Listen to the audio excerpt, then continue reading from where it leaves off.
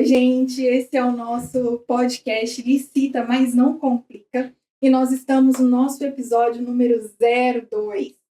Bom, hoje eu vou apresentar para vocês a doutora Eliana Viana, que é a nossa convidada especial de hoje. Vamos falar um pouco mais sobre ela, sobre o currículo. Eu sou a Paola de Mello, estou com a minha parceira maravilhosa, a doutora Júnia Vale. E nós vamos falar um pouco sobre saúde, sobre licitação, mas, sobretudo, o nosso tema é licitação na saúde, cuidado que vai além das contas. E aí, Lili, a gente vai te contar um pouquinho do propósito do Licita, mas não complica, que é exatamente o que está no nome. A gente quer descomplicar esse processo de licitação, que muitas das vezes é muito burocrático, tem muitas palavras complicadas, e a gente quer que o setor público compre de uma forma mais simples, que o fornecedor ali faça a parte dele, saiba como fazer isso, e a gente quer também que o pessoal ali do setor público também consiga fazer isso de uma forma mais simples, para ter até mais gente fornecendo e tudo, e que a pessoa física entenda que a licitação impacta ela de uma forma direta. Então, nós vamos dar início. Eu vou falar um pouquinho de quem é a doutora Eliana Viana. Aqui a gente vai chamar ela pelo apelido, porque fica muito mais simples, descomplicando também. A doutora Eliana Viana, ela é diretora administrativa e financeira do Risoleta, bacharel em Direito pela UNA, e atuou como assessora especial e secretária de administração nos municípios de Pedro Leopoldo, Nova Era, Rio Acima e Confins. Para saber mais da doutora Eliana Viana, siga ela nas redes sociais. Então, a página dela do LinkedIn é o Eliana-Viana, e o Instagram, Eliana Viana PC, P de Paola, C de casa. E nós vamos dar início. Vamos começar com as perguntas aí da doutora Júnia, maravilhosa. Bom, primeiro assim, eu acho que é um tema muito importante que a gente precisa conversar mais sobre ele. Um dos objetivos do podcast é exatamente fazer com que a sociedade reconheça esse trabalho, esse procedimento, não como um procedimento inacessível, inquestionável, mas como algo que faz parte da rotina. E na saúde, né, Li? Não dá nem para a gente pensar em fazer saúde, especialmente saúde pública, com a qualidade que a gente tem que reconhecer isso, claro, também com os nossos limites, as nossas questões. Às vezes a gente sabe que não é fácil e por isso mesmo a gente tem cada dia mais um compromisso, né, com a legalidade, com a moralidade. A gente vê coisas que são completamente absurdas, mas o que a gente vê na maioria das vezes é muita gente boa trabalhando com muito afinco, fazendo o melhor para o cidadão, né? E também, claro, para os servidores, mas como finalidade principal, o cidadão. E aí, quando você lembra disso, que a gente já tem uma estrada aí, quando eu trabalhei no Estado, como superintendente operacional da Secretaria de Estado da Saúde, eu sempre me preocupava muito com o tamanho das coisas, porque o tamanho reflete o alcance, né? Então, na medida em que eu estou trabalhando num lugar muito grande, o meu alcance também é maior. São muitas pessoas. E aí, quando a gente estava conversando, e a gente vem fazendo isso já há alguns anos, né? E aí você falou do Risoleta, e aí a gente conversando um dia, eu falei assim, Liz, você tem noção do tamanho dessa unidade? Que loucura, né? E aí, quando a gente vê os números, então a gente estava preparando para conversar com você, a gente viu lá, é uma unidade de saúde onde anualmente passam mais de 300 mil pessoas. Tem mais de 2.400 colaboradores, 6 salas de cirurgia e uma sala de egressos, mais de 450 leitos. Quer dizer, nós estamos falando de um universo, uma unidade de saúde que movimenta um orçamento gigante, né? Então, assim, é muita coisa para fazer. E aí eu te pergunto, nessa muita coisa, para quem não consegue nem enxergar o que tem, o que a gente compra, o que a gente contrata? E quando a gente está falando de contratação de saúde, o que a gente faz? O que a gente compra? Bom, em primeiro momento, eu queria agradecer, né, essa oportunidade de estar aqui. E é muito importante para a área da saúde a gente falar sobre esse tema que é muito sensível e nada faz mais diferença na face da terra para mim hoje, como diretora de um hospital, de licita, mas não complica. Principalmente pelo que Júnia já falou aqui, a gente tem aí anos de caminhadas juntas aí, e já discutimos mais variados temas, E nós estamos falando, eu falo que é o gigante do vetor norte, né? O Risoleta Neves, né? 1,5 milhão de pessoas referenciadas, mais de 300 mil passam lá por ano, né? 2 portas abertas, uma porta de urgência e emergência, a gente fala que não é aberta, é escancarada, uma porta de urgência e emergência e uma porta de maternidade de alto risco, né? E isso faz uma diferença grande demais. E quando eu fui para o Risoleta, vai fazer 5 anos agora, em janeiro agora de 2026, eu cheguei lá no meio da pandemia, né, com um desafio enorme de ser gerente do setor de compras. Eu consegui perceber no meu primeiro dia no setor de compras que eu não estava ali para fazer mais uma compra normal. Sabe? Eu tinha que seguir os mesmos trâmites, eu tinha as mesmas legislações, eu tinha os mesmos princípios a serem seguidos, mas eu estava mexendo com o suporte à vida. E isso faria uma diferença e começou a fazer, a partir daquele momento, uma diferença enorme na minha vida, sabe? E isso eu comecei a transmitir para as pessoas que trabalhavam ali comigo no meu setor, que são hoje pessoas super qualificadas, que eu tenho um carinho muito grande por eles, porque eles evoluíram junto nesse processo todo de entender, né, um processo de compra célere, um processo de compra com qualidade, né? O licita, mas não complica, é você ter proatividade, né? Agora, as barreiras que você tem, elas são as mesmas. Elas são as mesmas. Né? Então, mas você tem uma justificativa bem feita, você tem um termo de referência bem feito, você tem um estudo técnico preliminar que é fundamental, bem feito, e ali a gente compra de tudo. Eu falo que o Risoleta é um município de grande porte, né? É um orçamento anual de mais de 300 milhões de reais. Né? Então, a gente é equiparado a um município de grande porte. Né? Então, ali eu compro desde a fralda descartável, né? Desde a luva, desde o papel toalha que se usa numa coisa. Para vocês terem ideia, eu achei esse um número interessante de falar. O papel toalha, a gente gasta, em média, por mês, 52 mil reais de papel toalha. Pensa o que é esse volume para você jogar fora, né? Você seca a sua mão.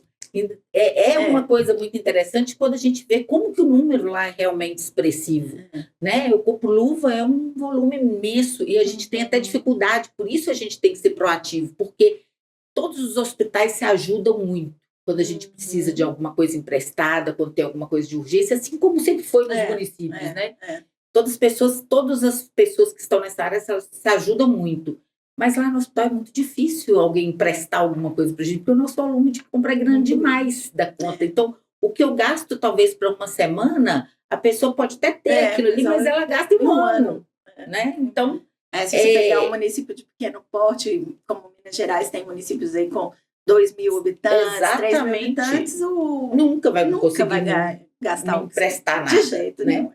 E aí, lá, a gente vem com esse processo de compras, eu consegui tornar o setor de compras muito especializado, porque eu acho que quem compra de tudo, na verdade, tem dificuldades disso, a gente sabe disso, a gente lida com vários servidores que compram de tudo. E ninguém consegue se especializar em tudo, e lá no hospital eu vi que tinha essa necessidade, eu tinha uma equipe de tamanho bom, mas eu vi que precisava, porque não adianta, quem compra medicamento, ele não compra obras civis de engenharia, não adianta, ele não vai ter a mesma expertise. Ele compra, mas às vezes ele vai demorar muito mais no processo, né? Para eu descomplicar e para eu tornar o meu processo mais célere, eu tive que meio que especializar os meus compradores e junto a cada comprador ter um analista jurídico de compras para poder auxiliar. Porque também as regras são muito específicas. Exatamente. É outro problema, assim.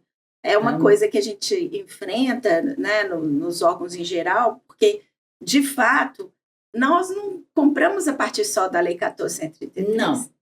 A Lei 1433, ela é o rumo, ela dá o norte, ela fala tais e tais passos. Olha, exageros aqui não, aqui tudo bem, vamos deixar você exagerar um pouco, mas aqui você tem que ter um controle. Mas ela é só essa espinha dorsal, tem um monte de legislação que vai sendo aplicada ao longo do caminho da contratação, né? E aí, se você tem compradores mais especializados, por exemplo, em obras e serviços de engenharia, ele vai saber exatamente quanto que ele vai precisar de uma licença ambiental. Sim. Né? Sim. Se você passar isso para um outro, ele vai fazer, mas só que ele vai demorar mais, há um risco maior do processo ficar mais complicado, Sim. porque vai voltar, vai ter recurso, vai ter impugnação lá no início, porque é até bom a gente falar, a impugnação ela versa sobre o edital, né? E o recurso já é lá na frente, já é do interesse do fornecedor, né? Então, eu acho que é uma boa gestão, né? Uma prática interessante. Foi uma prática que deu certo, sabe? Lá para o hospital. E isso é visível, assim, até para as áreas que a gente chama da área, que é a área assistencial, eles conseguiram notar essa diferença, sabe? Porque eles têm com quem conversar diretamente, né? Quando chega um termo de referência ou um estudo técnico preliminar que tem alguma coisa, algum ajuste que as pessoas veem, ficou para trás alguma coisa do estudo, falou assim, olha, esse estudo não está completo, vamos voltar para ver se essa é a melhor saída mesmo, né? Melhor decisão para essa compra ou para a contratação de um serviço.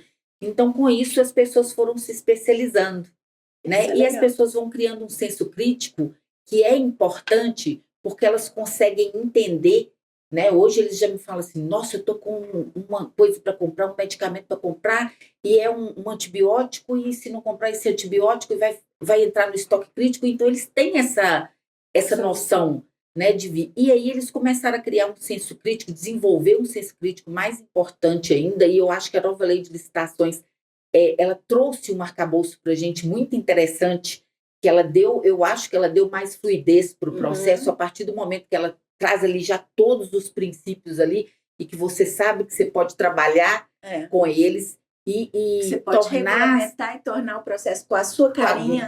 Exatamente. Isso é uma coisa que eu acho que a lei foi muito legal. Foi muito interessante. Trouxe importantíssimas. E aí as pessoas também têm aquela noção de que quando que uma justificativa realmente está boa, né? Quando que eu quero porque eu quero já não faz mais o menor efeito, né? No menor sentido. Não adianta você chegar, principalmente num hospital, né? Eu quero para ressuprimento. Não é simples o ressuprimento, né? É o tanto que aquilo vai impactar na assistência se aquilo não tiver, né? Se chegar num estoque crítico. É onde a gente fala, às vezes, uma prefeitura, um órgão abre e coloca assim, para uso do órgão. Se você comprar para não usar, para que você está comprando? Exatamente. Isso não justifica uma contratação. Não é claro que isso é muito óbvio. O que essa contratação impacta, né? Então, a importância da justificativa. E na área da saúde, essa justificativa, ela não fala, ela grita, né? Até para fins da gente fazer um enquadramento mais adequado, porque às vezes a gente pode estar diante de uma situação realmente de emergência, e aí vai ser a justificativa que vai dizer, né? E é interessante porque eu fui observando tanto que eu fui me especializando na compra do processo, porque, por exemplo, nós temos lá o DRG no hospital, que é a nossa medida de eficiência da área assistencial, né? Então, na verdade, eu falo que eu fico incomodada porque, na verdade, mede a nossa ineficiência. O nome é ineficiência, sabe? Tantos por cento de ineficiência. E aí, nessas reuniões de DRG, eu fui discutindo muito isso com o pessoal, porque eles trazem, assim, as condições adquiridas. Por exemplo, a pessoa está lá internada há um tempo, ela chegou para uma cirurgia de fêmur, mas depois ela adquire uma infecção hospitalar, alguma coisa que vem daquilo ali, que a gente chama de condição adquirida. Então, até que ponto o setor de compras precisa estar atento a isso? Até que ponto uma qualidade de material influencia naquilo? A gente trabalha a vida inteira, melhor preço. Até que ponto o melhor preço faz a diferença? Uma fralda descartável que provoca uma infecção urinária, porque a qualidade dela não é boa, e aí eu optei pelo melhor preço, e aí a troca ela tem que ser muito maior, e eu vou gastar mais fralda descartável. E eu falo isso muito quando a gente está por aí conversando com os servidores públicos, né? Eu falo que esse foi um grande mito que surgiu com a 8666, porque lá no artigo 6º fala mesmo que deve ser feita a contratação mais vantajosa. E aí alguém um dia entendeu que a mais vantajosa era o menor preço. Isso ficou tão forte, tão marcado na 8666, que na 1433 o artigo faz questão, está lá no 11, e aí ele faz questão de dizer que é para fazer a contratação apta a gerar o resultado mais vantajoso. Então, para tentar desconstruir essa obrigação da administração de comprar o menor preço. E ainda fala assim, inclusive levando-se em consideração o ciclo de vida do objeto. Exatamente. Porque se eu compro uma coisa de péssima qualidade, tá? Eu gasto muito mais, porque eu vou ter que comprar muito mais vezes, a minha mão de obra, o meu trabalho, a quantidade de nota de empenho ou de autorização de fornecimento, seja lá o instrumento contábil de gestão que a gente use, né? Eu vou usar muito mais, eu vou mobilizar meus servidores muito mais, eu vou ter muito mais trabalho e vou gastar mais. Sim. Porque, na verdade, eu comprei barato, mas não vou ter qualidade. Então, isso é uma desconstrução que a gente também precisa fazer e que não é fácil, porque muitas vezes, isso que você hoje está conseguindo no hospital e que é admirável, mas que não nasceu hoje, vem aí dessa trajetória, né? A gente não vê ainda com tanta ênfase nos órgãos, especialmente nos municípios. A gente ainda percebe que tem ainda esse mito muito vivo lá. E as pessoas não estão também especializadas, não são preparadas, não são capacitadas. E a lei, embora a lei exija, elas não estão capacitadas. E aí, às vezes, parece mais seguro, né, o que pode refletir lá na frente, depois até no problema, mas parece mais seguro para quem está fazendo a compra, comprar o mais barato. Né? Desmistificar também para o fornecedor, né? Também. Fica muitas vezes assim com o argumento, não é o menor preço que vai ganhar. Então nem vou participar, porque meu produto é muito diferenciado, não é competitivo no preço. E aí a gente vê ali erro na documentação, a gente vai vendo ali que jogou o menor preço, mas não dá conta de entregar. Que não tem, às vezes, os atestados necessários para fornecer determinado produto ou aquele serviço que ele está ofertando. E isso é uma outra coisa interessante. Assim, se você tivesse que pensando no fornecedor, o que você gostaria? Qual é o fornecedor dos sonhos? E qual que é o fornecedor hoje? Assim, eu tenho um ideal de fornecedor dos sonhos, eu não sei se vai bater com o seu. Hoje essa pergunta está tão difícil para mim, porque... O que entrega já está quase bom. Eu quase poder responder isso. Porque é o seguinte, o que entrega é fundamental. Igual a passagem bíblica, o que vier a mim de maneira alguma lançarei fora. Exatamente. E é muito interessante isso, porque hoje a gente já está trabalhando nessa... A gente já ultrapassou um pouquinho da questão da compra com qualidade e tudo, e aí agora nós já começando a qualificar o fornecedor. Isso é massa. Sabe por quê? Porque se eu não tenho um bom fornecedor, e não é o fornecedor, não é aquele fornecedor, né? A lei não me dá o direito de escolher aquele fornecedor, mas ela me dá sim o direito de saber qual que é o melhor fornecedor que eu tenho. E aí eu começo a qualificar aquele fornecedor com indicadores, né? Qual que é o melhor indicador? Né? Aquele fornecedor que me entrega dentro do prazo, para mim é um indicador fundamental. Porque se eu estou com estoque crítico, eu vou afetar a área assistencial, eu vou colocar em risco o paciente que precisa daquela entrega. Por exemplo, eu faço uma compra emergencial, eu não faço uma compra emergencial para o fornecedor me entrega daqui a 15 dias, não. Se eu estou fazendo uma emergencial, é porque tem alguém lá dentro do hospital já precisando daquele item. Né? Então, ainda tem... isso ainda é uma questão que tem que ser desmistificada, porque a gente faz muita análise técnica, então a questão dele me vender uma coisa e entregar outra, isso não acontece tanto lá no hospital, igual a gente vê muito em municípios e tudo, porque na verdade as pessoas que recebem também são qualificadas para poder receber, então elas sabem que elas não estão recebendo aquilo que foi realmente licitado, então a gente devolve tudo, então isso a gente já consegue, é uma barreira que a gente já consegue sair um pouco dela. Sabe, eu falei que há muito tempo, desde que eu estou no hospital, eu larguei o jargão custo e benefício de lado para falar em custo e efetividade. Porque a efetividade hoje importa muito mais para mim do que o benefício, sabe? Do que o benefício. E aí eu acho que isso é um fato muito importante, porque na hora que você tem ali uma compra com qualidade e aí você começa a ter aquele fornecedor, e eu acho tão interessante que eu fui visitar o Hospital Albert Einstein, né? A pessoa, uma presunção, né? Você vai visitar o Hospital Albert Einstein, eu falei isso com as pessoas, o hospital nem é o que eu estava pensando que era, na verdade. Ele é, assim, muitas vezes mais do que eu estava pensando que era, na verdade. E lá, eu estava vendo que eles têm questões lá, eles qualificam os fornecedores, inclusive com relação aos reajustes de preço. Sabe, legal. Por exemplo, o fornecedor que reajusta o preço, ele tem menos pontuação, o que deixa reajuste zero, que eu já estaria ganhando no reajuste zero. Ele não tem pontuação nenhuma, e o que oferece um reajuste a menor, né? Ou seja, uma supressão ali no valor, um desconto, ele tem ponto. Ele pontua enquanto fornecedor.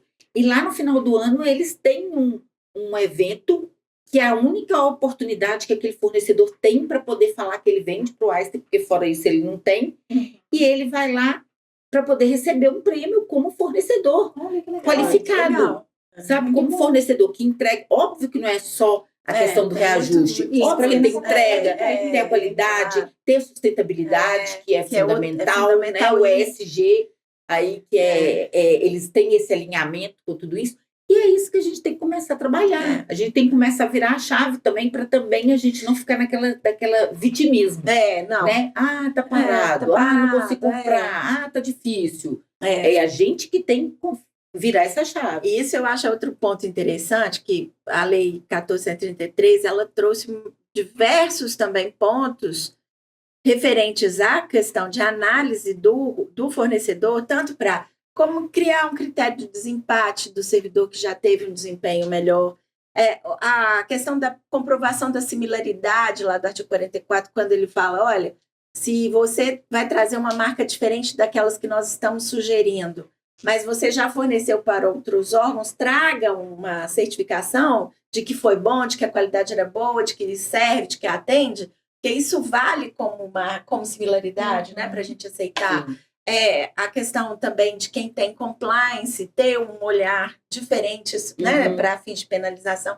Isso é muito importante, porque a contratação pública, ela é uma via de mão dupla.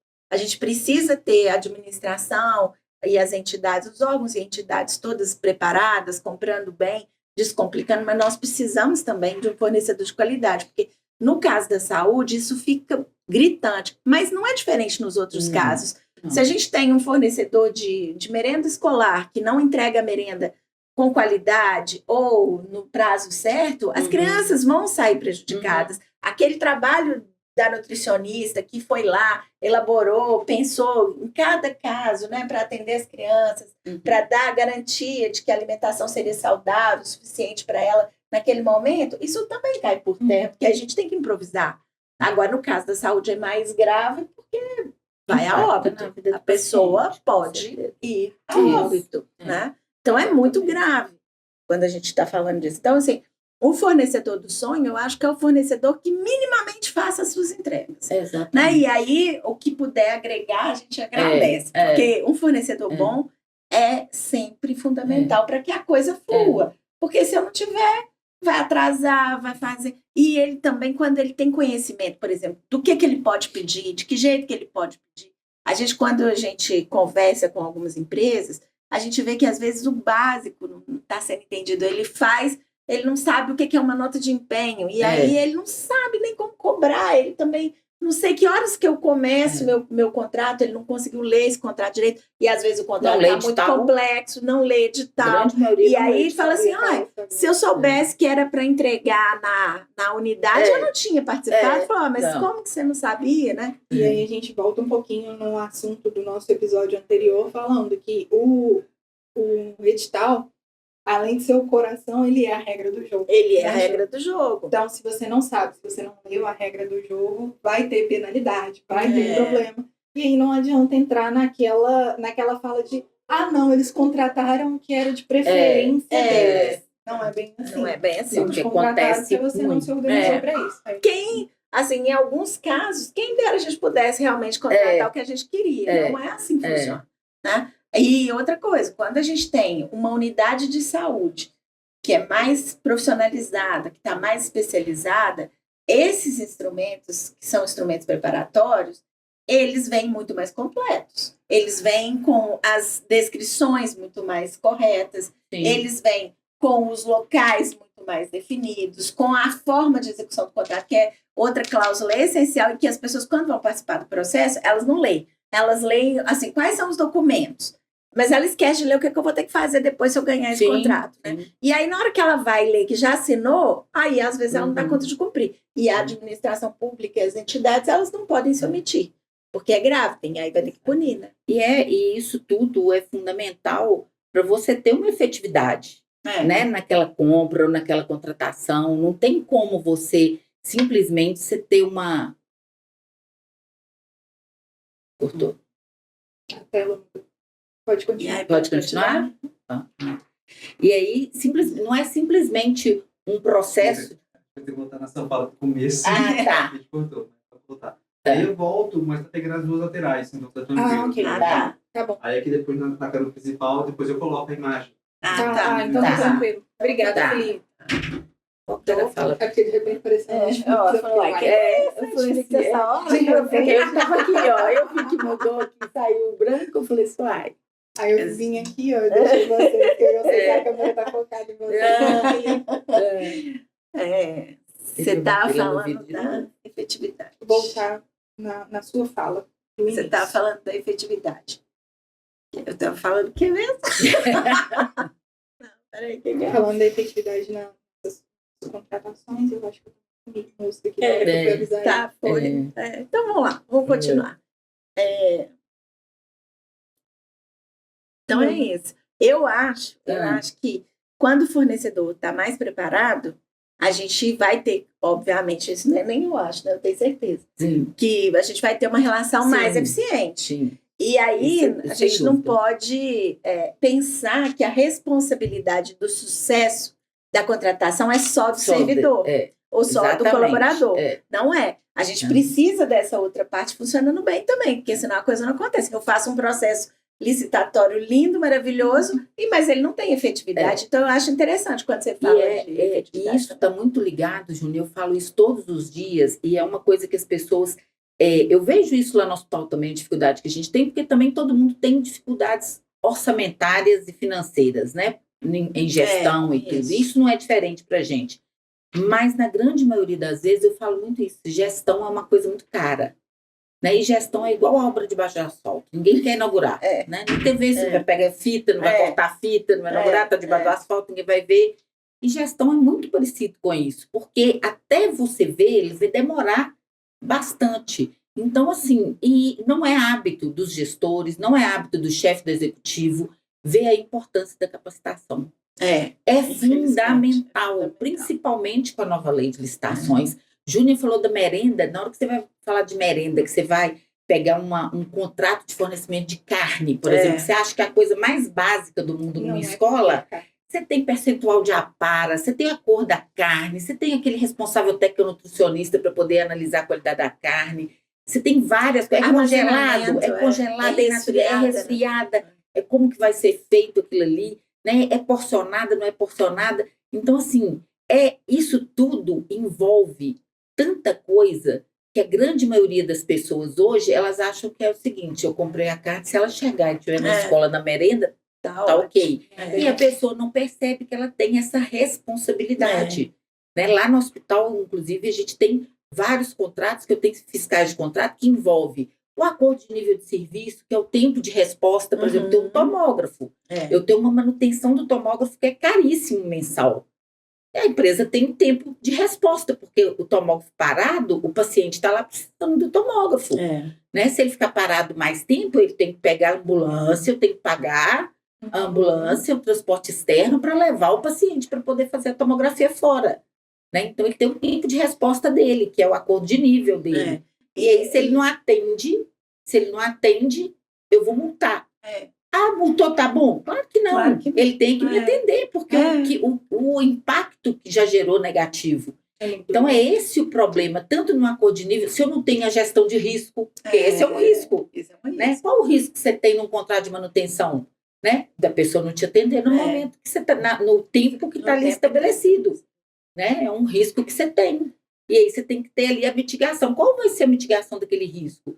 E as pessoas, elas estavam acostumadas até então a trabalhar assim, entregou, tá bom, prestou serviço, tá ok, né?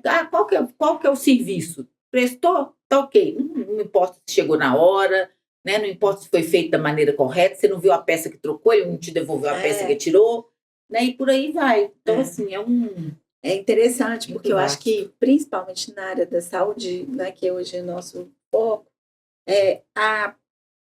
a consciência, eu vou usar essa palavra, não sei se ela é melhor, tá? Mas eu acredito que seja apropriada.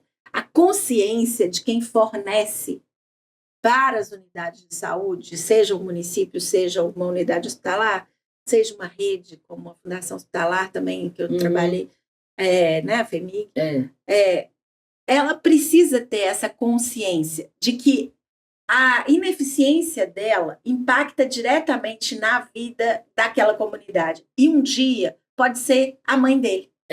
Um dia pode ser a filha dele, que vai estar sendo atendida lá numa unidade dessas, né, como no Risoleta, com excelência, com um corpo técnico espetacular, e às vezes o que vai faltar é o que era fundamental. Né? Então, eu acho que essa consciência também, as pessoas que estão envolvidas na contratação precisam ter, porque não é só assim, eu vou lá para ganhar um dinheiro, né? É muito mais do que da isso. qualidade do que ele está entregando. E até a qualidade. Vai estar, talvez, dentro do corpo de uma pessoa. Lili, eu queria que você citasse para nós uma experiência sua de compra, no início ali, nessa parte de compras do Risoleta. Eu sempre te ouço com muita atenção quando você conta sobre essa experiência sua. Foi uma coisa que te deixou com o coração na mão, literalmente, quase. Então, conta pra gente essa experiência, para que as pessoas sintam que não é feito de qualquer forma, é feito com cuidado, mas que isso também exige uma expertise também sua ali no trato com as compras. Bom, essa experiência deve ser o que eu contei na última palestra, né? Quando eu cheguei no Risoleta, eu cheguei e eu vi de cara ali que era um tipo de processo de compra, uma forma de comprar totalmente diferente. Mas eu cheguei com minha experiência toda, eu tinha uma bagagem de 12 anos fazendo gestão de compras e licitação, né? Então eu cheguei e falei, vi que tinha um pedido de compras, né, que era de uma endoprótese vascular, que é o que a gente chama de OPME, né, órtese e próteses materiais especiais, que era para vascular, para cirurgia vascular, e era um material de 8 mil e poucos reais. E chegou lá para fazer essa compra desse material, eu vi lá que era uma compra urgente, né, não veio com pedido de compra emergencial, ele não veio com um pedido, uma justificativa grande com ele fundamentada, não veio um processo normal que a gente vê de compra emergencial, ele não veio fundamentado dessa forma. Mas aí, como eu vi que ele tinha um orçamento nele, com 2 e-mails respondendo que não tinha e tudo, eu falei assim, bom, 8 mil e poucos reais, posso fazer através de uma compra direta, né, já que é urgente, e eu, assim, sendo eficiente, obviamente, né, já que é urgente, então eu vou entrar em contato com quem vende esse tipo de endoprótese e tudo, esse tipo de OPME, e vou pedir orçamentos para eu não ficar só com um orçamento. Eu, naquela ideia lá minha de compradora, né? Tem que ter 3 orçamentos e tudo, mas com zelo. Não era porque eu nunca fui muito ligada nisso, não. Eu sempre, mas só como não tinha uma justificativa muito fundamentada.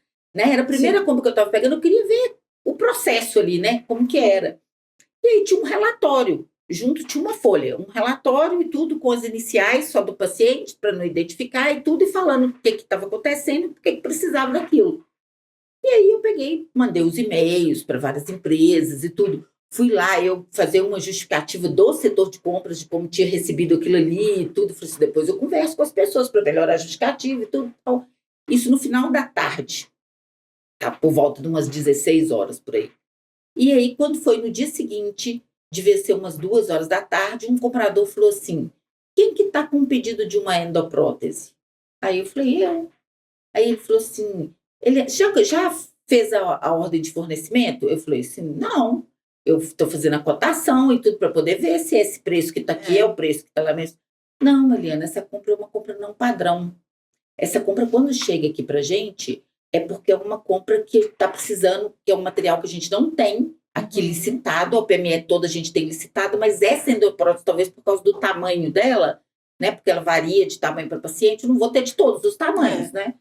Ela chega e a gente faz como compra não padrão, chama compra não padrão. Eu falei assim, bom, outra palavra nova, né? Emergencial, urgente, tudo, compra direta, tudo eu já conheço, mas compra não padrão nunca vi na minha vida. E aí ele falou, não, mas o paciente está esperando, e aí a questão deve ser que a vascular está aguardando para poder fazer cirurgias, né? Vai marcar a cirurgia e vai fazer. Então, geralmente, este e-mail que veio da empresa falando que tem, e as outras 2 falando que não tem, você emite a ordem de fornecimento direto para essa empresa que tem, porque ela tem que mandar a endoprótese para cá, e geralmente as empresas são de fora. E aí tá, na mesma hora eu fechei aquilo ali, terminei minha justificativa, vou pôr minha justificativa aqui assim mesmo, porque eu não tenho nada, nenhuma instrução direito aqui, né? Terminei, na hora que eu fui gerar a ordem de fornecimento, veio lá para mim, pedido de compra cancelado. Tinha, considerando de noite, né, que todo mundo dorme normalmente, né, o expediente acabou às 17, voltou às 8, né, considerando esse período todo, este tempo todo tinha durado mais ou menos 14 horas, sabe, que desse pedido, tá? Então, vamos colocar aí que durou 8 horas do pedido, né, em tempo útil, né? E aí, na hora que colocou lá que o pedido estava cancelado, na hora que eu abri, estava escrito esse motivo, falecimento. Eu quase fiquei louca. Sabe, na mesma hora eu saí da minha sala, fui atrás da pessoa, da responsável pelo bloco, para poder perguntar, né, o que tinha sido Celiano. Não precisa ficar preocupada. A gente fez o pedido para a gente tentar ver se a gente conseguiria levar o paciente para a sala, mas o paciente estava muito instável, o quadro dele estava muito crítico e tudo. Se a gente conseguisse estabilizar o paciente para poder levar para a sala, a gente iria fazer a cirurgia, mesmo sabendo que o paciente estava crítico, porque lá é assim, eu falo com todo mundo, gente, se você tiver algum problema na rufa atropelado, tudo, se você tiver um ato de lucidez, levanta sua mãe e fala assim, eu quero ir com risoleta, sabe, porque lá você vai chegar lá, o atendimento é SUS, vai ter corredor amarelo, vai ter sala amarela, você vai ficar na maca, tudo, mas depois que você entra lá para dentro, você tem uma equipe maravilhosa e comprometida, sabe? Então, assim, não é porque eu estou lá, não, é porque eu vejo isso realmente, assim, a entrega, sabe? Então, assim, eu fico realmente encantada com a dedicação de todo mundo. E aí, na hora que eu vi aquilo ali, eu fiquei numa angústia fora do comum, sabe? E aí eu olhei e falei assim, gente, eu jamais, em 12 anos, que eu trabalhei 12 anos antes com gestão de compras antes de chegar lá, eu nunca consegui fazer uma compra direta em 14 horas na minha vida. E eu falo isso quando eu dou palestra, eu falo assim, eu queria que alguém levantasse a mão aqui para falar assim, se já fez essa compra, sabe, minimamente instruída em 14 horas. Não, minimamente instruída não faz. Não faz sem instruir. Né? E ainda assim não consegue. E aí eu falava assim, gente, é uma coisa muito louca. E aí, a partir daquele momento, aquilo ali foi um marco também para mim, sabe? Para me ver que realmente era outra forma de comprar. Oli, isso que quando você está falando, a gente está falando de uma situação que era emergencial mesmo, né? Era um fato. A justificativa precisava talvez ser complementada, mas era uma emergência. Aí eu te pergunto o seguinte: você acha que esse formato, por isso que talvez seja tão importante a lei permitir que a gente regulamente, porque esse formato, né, lá da lei 1433, como regra geral para emergência, atende uma unidade de saúde do seu porte? Ou em alguns casos atende, né?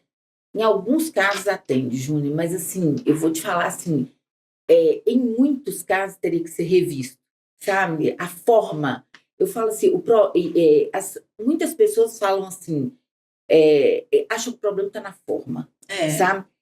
Mas muitas vezes o problema também está no mercado.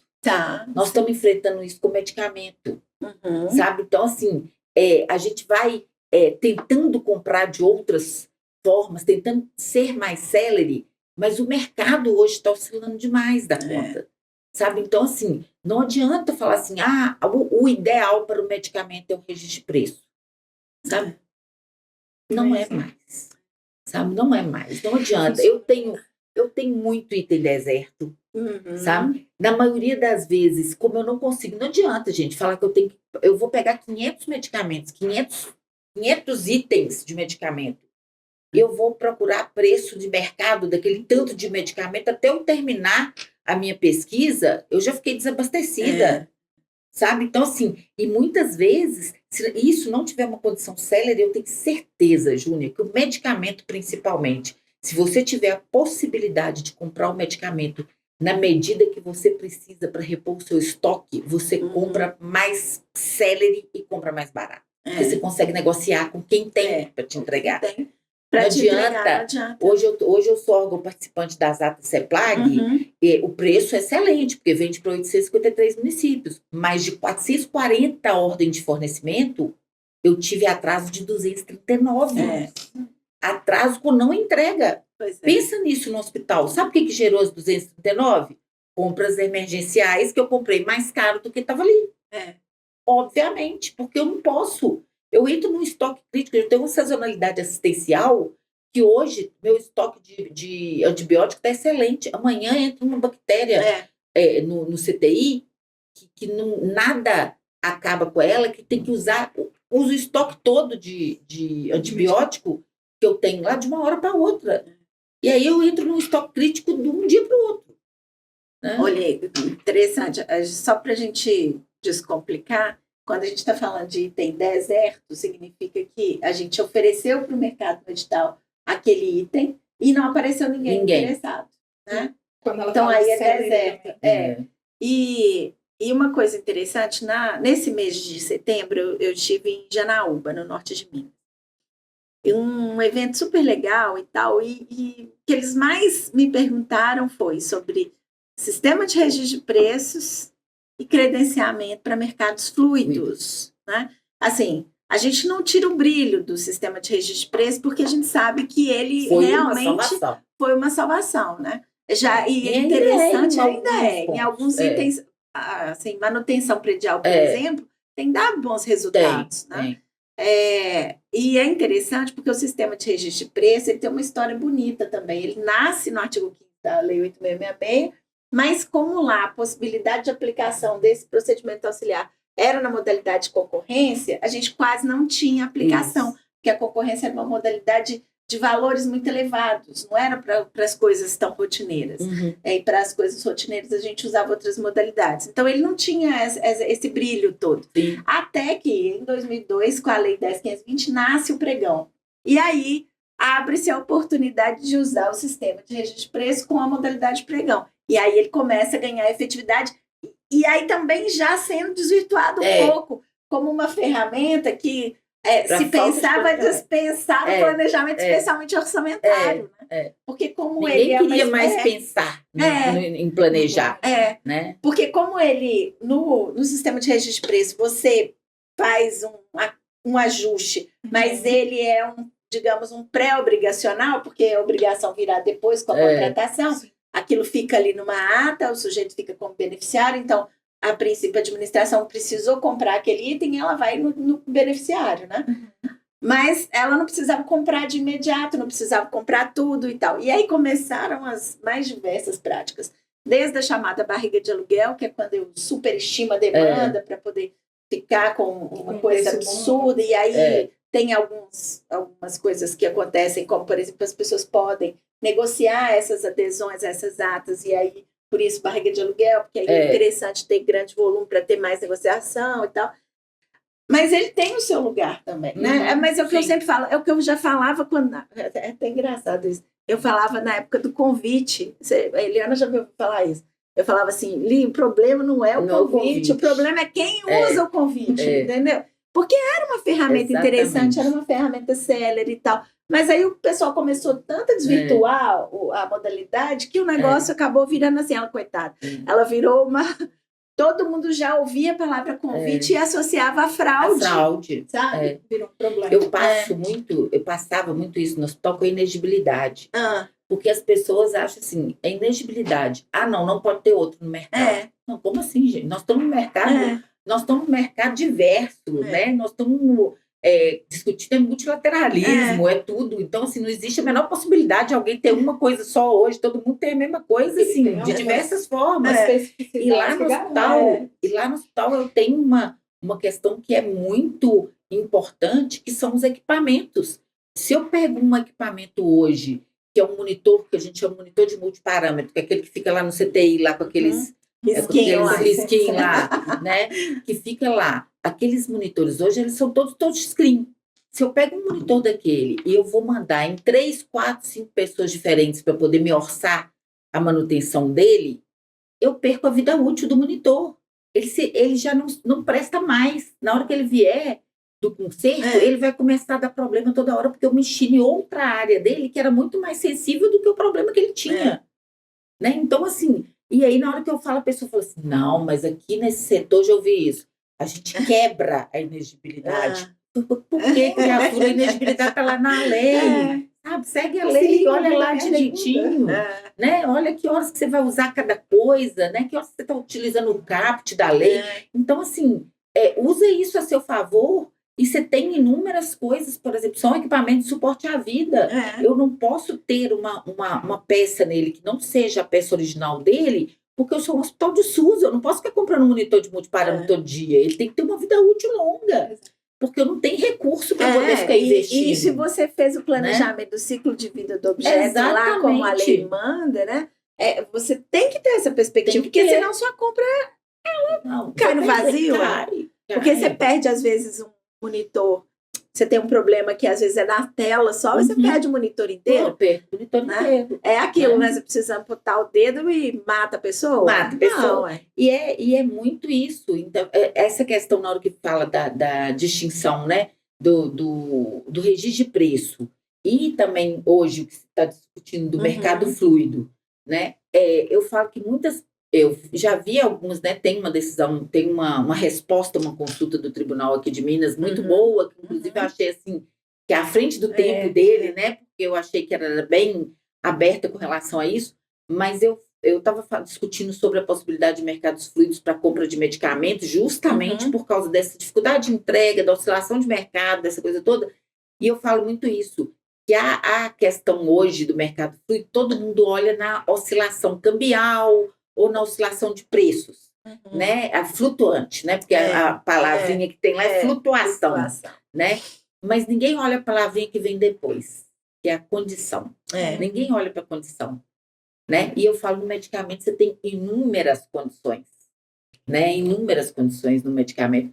É a sazonalidade assistencial, né? Que um dia você está com um tipo de doença, um dia é dengue, que está ali, outro dia é COVID, outro dia é uma outra doença que vem. E tudo, agora hoje estava vindo para cá, estava falando do alerta do sarampo, né? Então, assim, são tantas coisas que tem, e aí, eu falo que o órgão de controle ele precisa diminuir a distância, principalmente desses equipamentos que eu falo mais críticos, né? Assim, não é porque ele vai tratar diferente o hospital, não, porque eu tenho um município de grande porte também que pode ter o mesmo problema, mas eu acho que eles têm que diminuir a distância para entender. Sabe, quando eu apresentei um comunicado científico sobre essa possibilidade de utilizar o mercado fluido para compra de medicamento, a primeira coisa que a pessoa me perguntou, que era um servidor do Tribunal de Contas da Paraíba, de uma pessoa, ela falou assim, mas por que não? Mas por que você acha que não o registro de preço? Eu falei assim, eu não estou falando da forma, eu estou falando da condição de mercado. Né? Não, e no registro assim, você está... Mas e a dispensa? Mas e a dispensa em função do valor? E a dispensa eletrônica? Eu falei, a dispensa eletrônica não me atende, porque o meu volume é 60 mil reais, eu compro 10, 15 milhões de reais de medicamento, então isso não me atende para me poder fazer naquilo ali. Ou seja... E se você fizer com um item que vai dar os 60 mil, você vai fracionar. Acabou. E aí eu falo assim... E eu acho interessante por que as pessoas colocam as possibilidades na lei e têm resistência de utilizá-las. Porque as pessoas têm uma resistência enorme com o credenciamento. Sabe? Ou seja, o próprio legislador, ele cria a figura e ele fica com resistência da figura que ele mesmo criou. E que se eu for olhar hoje, sabe? Eu acredito piamente, Júnior, que o credenciamento, ele diminui a corrupção, sabe? Ele melhora a transparência, sabe? Por quê? Porque ele é uma coisa aberta. É uma coisa aberta, eu não estou escolhendo quem eu quero. Eu posso colocar ali num sistema de compras o mercado fluido ali e falar assim, olha, vai ser preço e vai ser condição. Eu preciso de uma entrega rápida. Sabe, eu não estou falando que eu estou escolhendo aquela pessoa, eu estou comprando de quem está me oferecendo aquela condição que eu coloquei ali. Eu acho que o legislador ele foi muito avançado quando ele colocou essa questão dos mercados fluidos, porque ele coloca no credenciamento que tradicionalmente... E aí também tem uma história interessante, que o credenciamento é um negócio também legal. O credenciamento, diferentemente do sistema de registro de preço, ele não existia na Lei 8.666. Ele foi uma construção administrativa a gente Que foi começou a isso que a gente perceber que a gente, em alguns objetos, a gente precisava de contratações simultâneas. Então, é o caso, por exemplo, o tradicional, né, o mais citado exemplo é o caso dos laboratórios, por exemplo, que a gente tem 5 laboratórios na cidade e eu contrato 5 simultaneamente para fazer os exames, porque às vezes um faz, um outro não faz, né? Então, a gente, na maioria dos casos, a gente paga tabela SUS, eventualmente com algum benefício, né, um adicional. E aí a gente contrata simultaneamente. Então aí nasce essa figura do credenciamento, que depois foi sendo modernizada e aplicada para outras coisas. E quando a gente descobriu, por exemplo, o credenciamento para oficineiros, né, de assistência social, foi sensacional, né? Porque você fixa o valor, né? Então não tem competição por isso, porque o credenciamento está vinculado a uma inexigibilidade. Uma inexigibilidade é um processo de contratação onde não há possibilidade de se competir, né? E aí, o legislador da 1433, além de introduzir no texto normativo o credenciamento, ele, então, fala que é possível fazer o credenciamento para mercados fluidos, que seria uma plataforma digital, onde a gente inseria ali as oportunidades, e aí as pessoas interessadas iam apresentando ali, estando com a sua documentação em ordem, apresentando seus preços e a disponibilidade de estoque para a gente contratar diretamente com essa pessoa. Um marketplace. Um marketplace. E aí, acho que talvez a dificuldade também esteja nisso. As pessoas ainda se perguntam até se a gente pode comprar pela internet na administração pública. Então, quando a gente leva aquele julgado do TCE Minas também, que é sensacional, e que ele fala, pode. Claro que você precisa tomar as cautelas de costume. Né? Você vai pagar antecipado, paga com cartão corporativo, que é mais seguro. Tenta ver se não vai comprar em qualquer coisa, sem olhar, sem rastrear minimamente o fornecedor, para a gente não cair aí num golpe, né? Porque tem todo dia. Mas é muito bom e é possível. E a gente compra com eficiência, compra rápido, chega rápido e está tudo certo. Né? Então, acho que as pessoas ainda têm essa dificuldade. Aliás, eu não sei, assim, quando eu ando, né, principalmente por Minas Gerais, eu vejo que ainda há uma resistência enorme as coisas mais simples quando elas são digitais, Eliana. Lia, assim, as pessoas têm dificuldade quando a gente fala assim, marketplace, quando um aplicativo que a gente vê, né, coisas tão modernas, quando a gente pensa naquelas experiências de cidades digitais e tal, a gente fala assim, gente, mas como que essas pessoas estão resistindo a fazer pregão eletrônico ainda? Não querem fazer pregão eletrônico? Não, quero pregão presencial. Eu gosto de negociar. Gente, mas você vai continuar negociando. Só que é muito mais transparente, é muito mais seguro. E o marketplace também, eu acho que traz todos esses benefícios.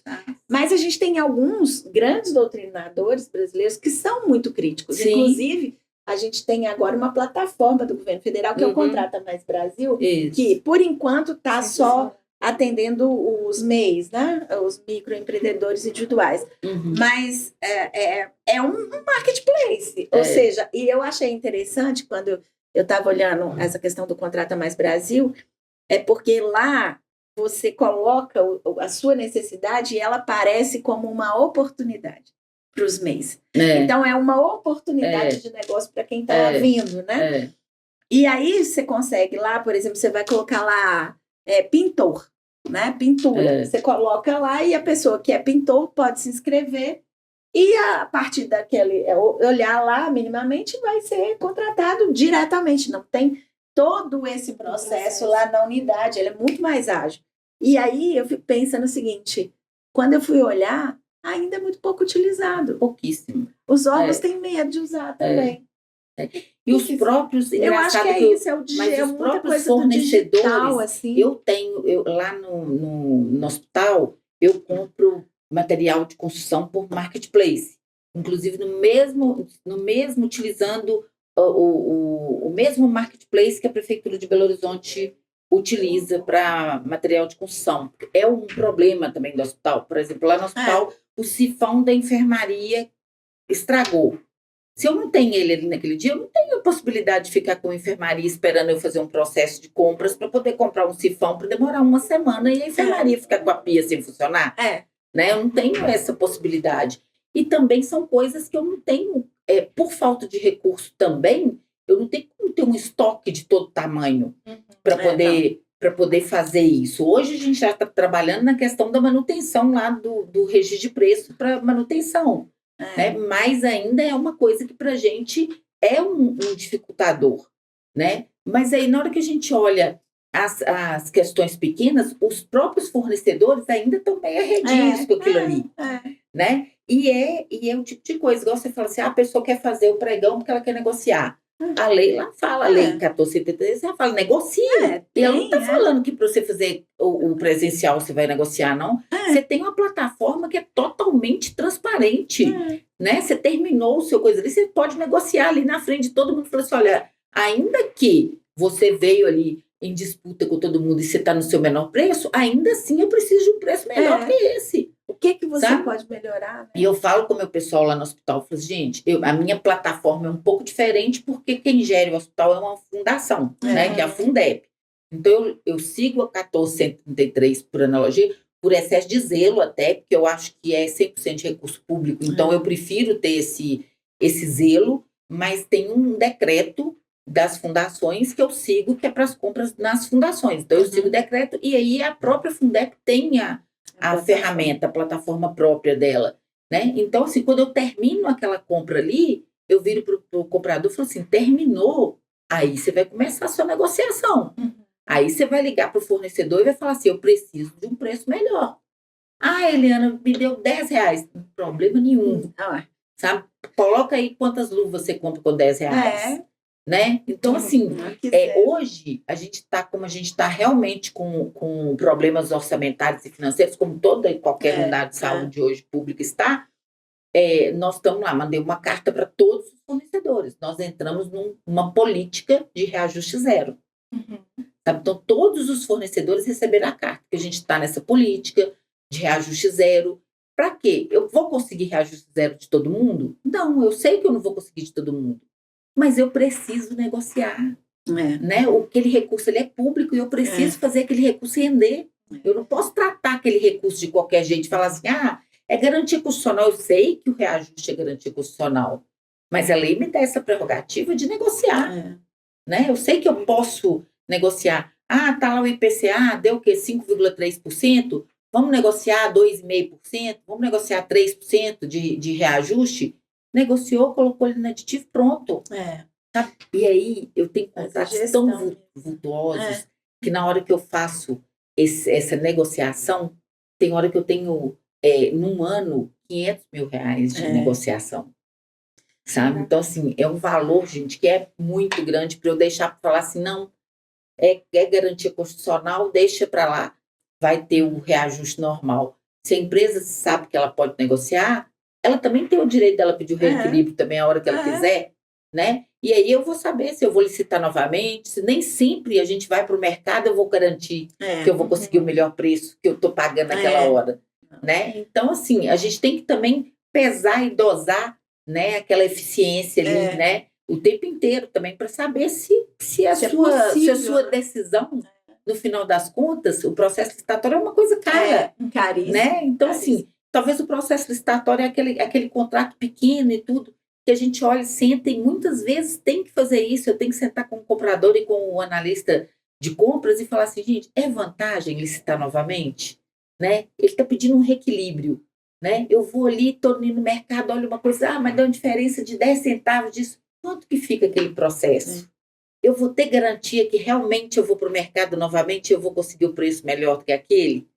Né? Então, não tem garantia. E às vezes, aí tem toda essa questão do histórico do fornecedor, tem toda a questão da correção do processo até ali, de como isso vai impactar, porque às vezes é um contrato de pequena monta financeira, mas ela tem um impacto tão grande, um prejuízo pode ser gerado a partir da inexecução ou da suspensão daquele contrato, que interessa resolver bem a questão, né? E isso é uma outra coisa que a Lei 1433 propicia, né? Da gente estar sempre negociando com o fornecedor.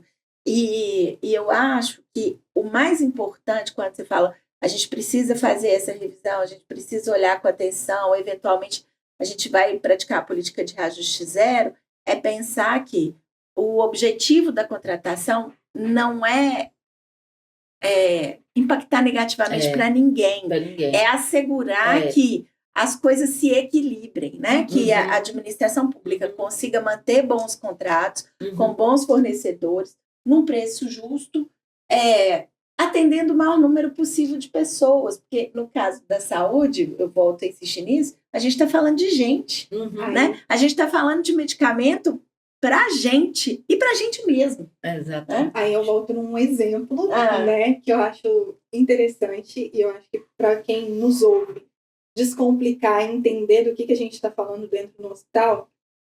O meu irmão sofreu um acidente de moto há uns 2 anos atrás e foi atendido num hospital do SUS, referência em traumatologia. E aí, no que ele foi, a gente está falando aqui de compras, de tudo que é comprado numa licitação, eu trouxe algumas chapas, né? Eu falo que ele agora está com a perna biônica. E aí, quando a gente fala de compra, você está me contando que tudo que é comprado, tudo, dessa chapa aos parafusos que estão agora ali na perna dele, foi um processo de uma cirurgia para o fêmur e para os joelhos, foram licitados. E isso é muito interessante. E a gente vê que são muitos itens. Muitos itens. E eu quero que você fale um pouco mais sobre isso pra gente. Eu vou te falar, Paula, que vou falar primeiro dos parafusos que estão aí nele, né? Que chamam OPME, órtese, prótese e materiais especiais. Essa é a compra mais difícil dentro de um hospital. E você pode observar que vira e mexe, isso aí está no Fantástico, isso aí está em alguma matéria de televisão, de falar assim, olha, tem material de OPME perdendo, material de vencido.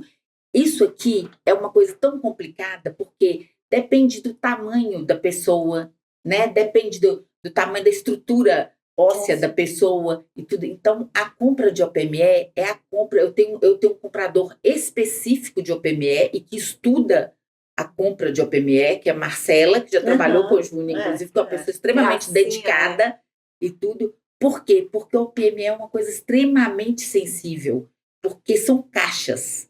E aí, como tem vários tamanhos, a gente trabalha com consignado.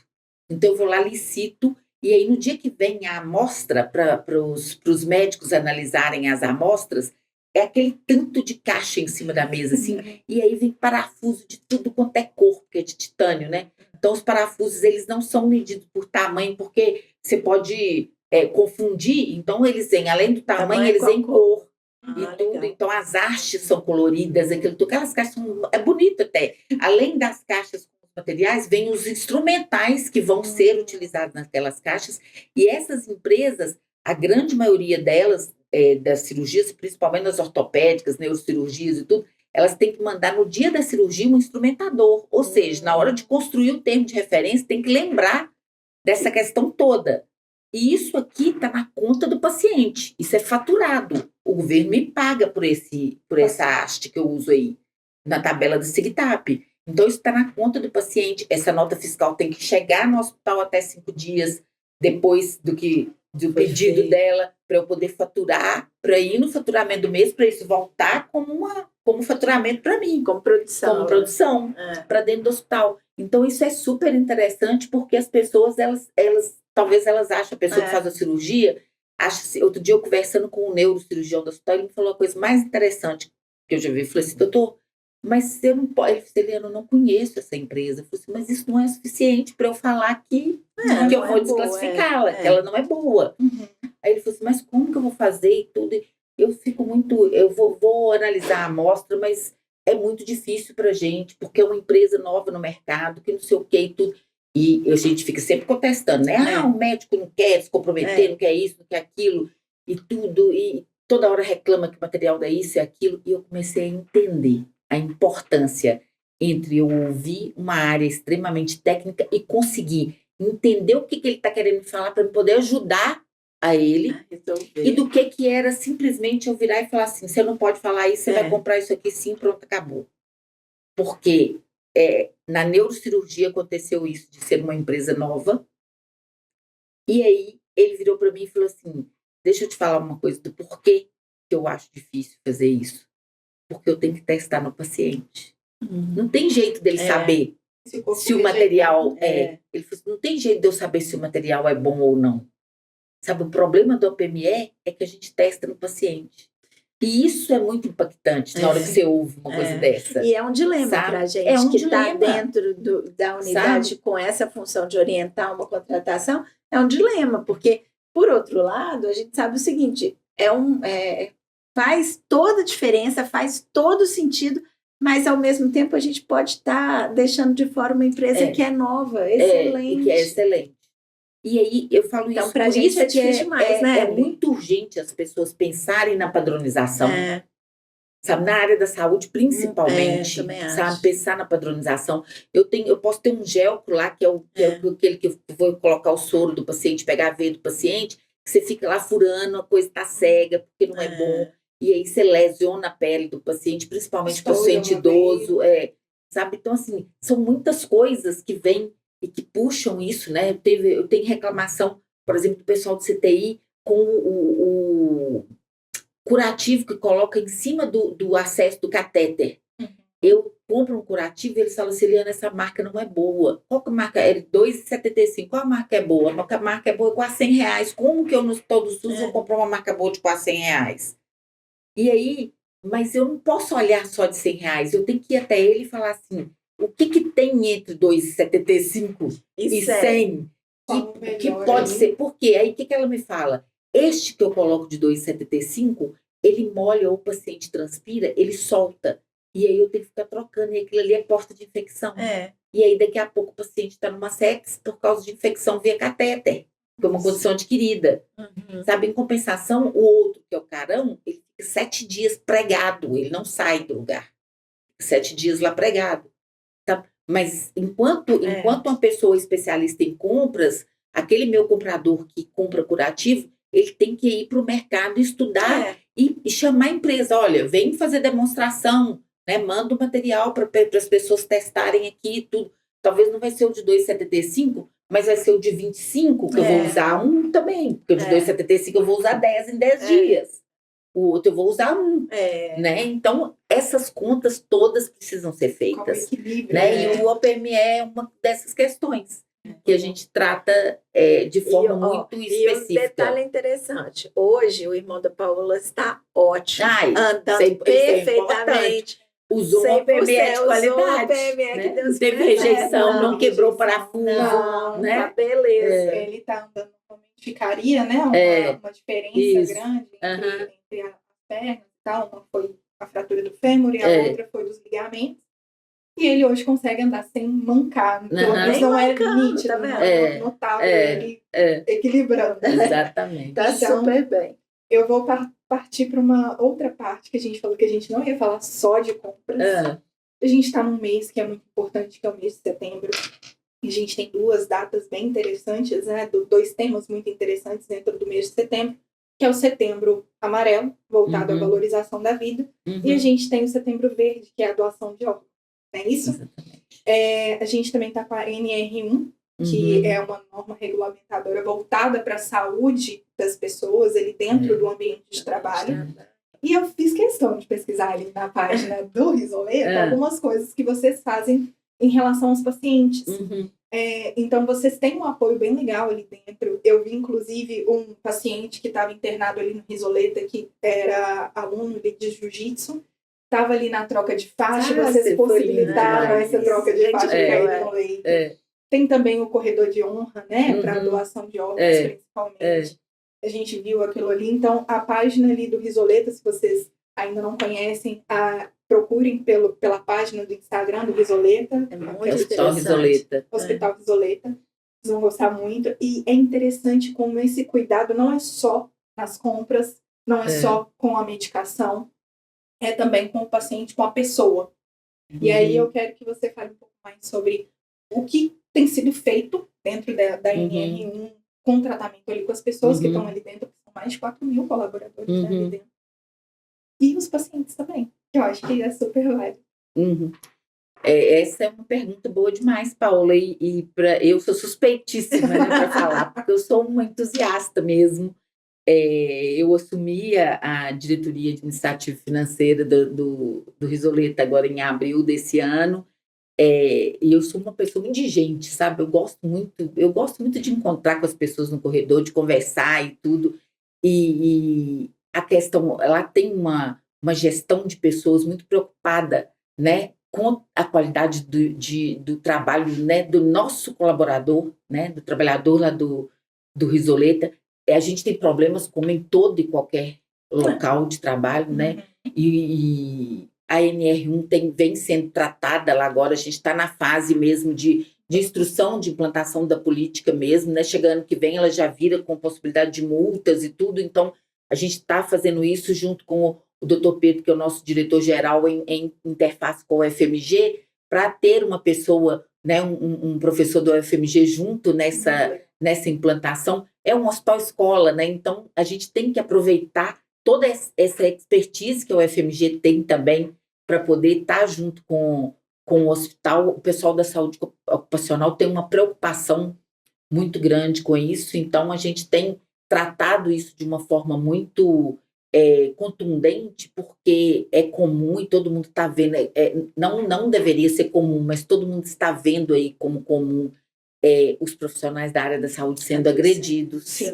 Né? Então, assim, eles já não têm uma rotina de trabalho fácil, porque é um volume enorme de pacientes e tudo, e ainda por cima a gente está passando por isso como se fosse senso comum, né? Como se pudesse agredir, como se fosse aquelas pessoas ali tivessem que fazer mais do que elas já fazem. Tudo. A gente trata muito essa questão do atendimento, né? Do acolher com dignidade, né? É uma preocupação nossa, mas nós também precisamos de cuidar dos nossos, né? As pessoas que estão ali, elas precisam de um cuidado extremo. Eu falo muito isso, vocês devem ver aí na televisão, quando a gente precisa fechar a porta do pronto-socorro, né? Que aí as redes de televisão todas vão lá para a porta, né? Entrevistando as pessoas falam assim, eu tenho 10 horas, eu tenho não sei quantas horas que eu estou ali, mas ali é uma porta aberta de trauma, né? Ou seja, as pessoas como é uma porta aberta, ele vai atender todo mundo, mesmo a ficha verde e a azul. Quando a gente precisa de fechar as portas, a gente não deixa de atender, mas a gente referencia e fala com aquela verde e azul o volume, né, o tempo que está gastando, e que ela pode procurar uma outra referência para ela não demorar tanto para ser atendida. Mas o atendimento, o nosso foco é o laranja e o vermelho, né? Até o amarelo é mais ou menos ali, mas ali é muita gente. A gente tem capacidade de porta aberta de 90 pessoas. Nós temos 3 anos que nós estamos com diário com mais de 150 pessoas. Ou seja, aquele profissional que está ali dentro, gente, ele está exausto. Né? Teve um dia que uma moça falou assim, estava comendo pizza e tomando refrigerante, falou assim, gente, as pessoas precisam se alimentar. Normalmente, assim, nem era isso que estava acontecendo, sabe? Mas, assim, é uma equipe que está ali dedicada. Tem dia que a gente tem 40 pacientes críticos ali dentro, né? Então, assim... E é muito importante que haja esse tipo de cuidado, né, com o colaborador. Sim. Cuidado com o paciente, cuidado com a família, porque as coisas, quanto mais harmoniosas elas estiverem, quanto menos adoecidas as pessoas estiverem, é melhor para todo mundo. E essas agora, pessoas... só que realmente é muito difícil. É difícil. Né? E a saúde mental dessas pessoas, elas estão comprometidas, né? Quem não está, fala assim, a gente não está bem, a gente está medicada, né? Eu falo muito isso. Você está bem? Eu falo, estou medicada, né? Você bem, já é outro patamar. Essas datas que são marcantes, né? Como o Setembro Amarelo, é importante porque a gente vai cuidar dessas pessoas ao longo de todo o ano. Mas esse é o momento de alerta, é o momento de parar para refletir sobre isso, né? E olha, Paulo, quando você fala que não está diretamente ligado às compras, eu até acho que está. Sabe? Porque no fundo, tem sempre uma contratação pública para dar suporte a esse tipo de ação. Ainda que seja, por exemplo, a contratação do folder que vai ser distribuído, né? Com as orientações. Então, não está, tem lá a contratação pública para prestigiar a data instituída do Setembro Amarelo ou mesmo do verde, né? O balão que você usa. É balão. É interessante porque agora, por exemplo, com relação ao Setembro Verde, é uma coisa que ficou muito marcante para a gente, né? O corredor de honra, porque o CTI está numa parte do hospital e ele tem uma rampa para descer para o bloco, né? Então, aquele paciente que a família decide fazer a doação, que eu acho um ato mais altruísta que existe, porque num momento de dor extrema, né, você optar por ser a esperança de uma outra pessoa, né? E a Priscila, que é a nossa enfermeira de referência, que é a coordenadora do CIDOT, né, que é a área de doação de órgãos do hospital, ela faz isso com uma sensibilidade. Ela é uma pessoa que tem um carinho, que é muito interessante, porque ela conhece a família com nome, com sobrenome, ela conhece todo mundo. E essa semana a gente passou, nós estamos, aliás, parabéns para o Risoleta, porque nós estamos na semana de aniversário de 27 anos do Risoleta. Estamos aí, 27 anos do Risoletinha. E essa semana a gente teve uma homenagem para as famílias doadoras. Né? Então a gente convidou essas famílias lá no hospital para poder fazer essa homenagem para elas, para contar para elas, para que elas pudessem contar a história daquelas pessoas, porque atrás de um doador tinha uma pessoa com uma importância muito grande para aquela família. Era o amor de alguém. Né? Era o amor de alguém. E aí eles foram para lá contar essa história, eu me acabei, né? Eu choro facilmente, né? Então, assim, nesse dia eu me acabei de tanto chorar. E com histórias maravilhosas, mas de doadores, de famílias doadoras, mas também de doadora em vida, que foi uma enfermeira, uma pessoa, uma colaboradora nossa que doou medula, né? Bacana. De uma doadora nossa lá também, colaboradora, que doaram os órgãos do pai, mas que não tiveram o mesmo acolhimento, e aí, em conversa da Priscila com ela contando para a Priscila que não teve o mesmo acolhimento, Priscila falou assim, gente, então vamos acolher ela aqui de surpresa, né? Vamos fazer isso aqui para ela de surpresa, né? E também tivemos um recebedor, né? Um receptor, que foi lá com um transplante de fígado, que foi falar como que ele estava bem e tudo. E aí foi um momento, assim, que foi super emocionante, de homenagem àquelas famílias. Então, assim, não tem nada mais bonito do que isso tudo, né? É cuidar das pessoas, né? Nós somos uma instituição de cuidado, mas a gente cuida da gente também, a gente cuida do outro, a gente cuida da família, né? Então, assim, é esse olhar que eu acho que, além de tudo, um hospital precisa ter. Sabe, o cuidado é uma palavra muito ampla dentro do hospital. Sim. Né? Ó, vou dar uma notícia ruim para você. Tá tão bom esse papo. Né? Estamos chegando aos minutos finais do nosso podcast. Eu falo que eu fico muito feliz de ter vocês, porque eu fiquei aqui igual papagaio de pirata, só admirando. Porque são assuntos incríveis. Falar de gente é uma coisa que eu gosto muito, é uma coisa que me pega muito também, porque eu acho que é fundamental e tudo é feito por gente. O Risoleta me surpreendeu muito quando eu fui descobrir um pouco mais o que era o hospital. Quando a gente foi fazer as pesquisas até sobre o seu currículo, sobre o próprio hospital, eu me surpreendi muito, principalmente com esse lado humano. E finalizando o nosso podcast, eu quero que você deixe uma frase pra gente, por favor. Eu vou falar a frase da casa, né? Que é o nosso propósito, na verdade, né?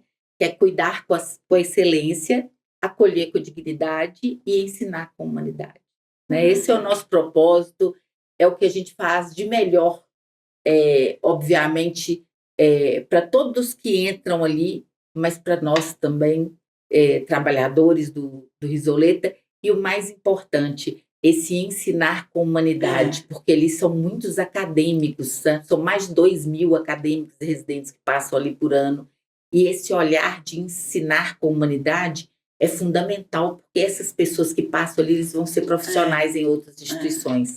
Né? Então, esse olhar é fundamental. Eu só queria agradecer vocês demais da conta por essa oportunidade maravilhosa. E antes da gente encerrar, eu quero te fazer uma pergunta. É possível descomplicar a licitação em saúde pública, então? É possível demais da conta. Não só é possível, como a gente deve se empenhar ao máximo para descomplicar. É possível, sim. Eu também acho. Para finalizar, então, eu reitero as redes sociais. No Instagram, doutora Eliana Viana. No Instagram, Eliana Viana PC, P de Paola, C de casa. E @Hospital Risoleta no Instagram. Muito obrigada. Seja bem-vinda sempre que quiser voltar. Volte mais. Amém. Muito obrigada.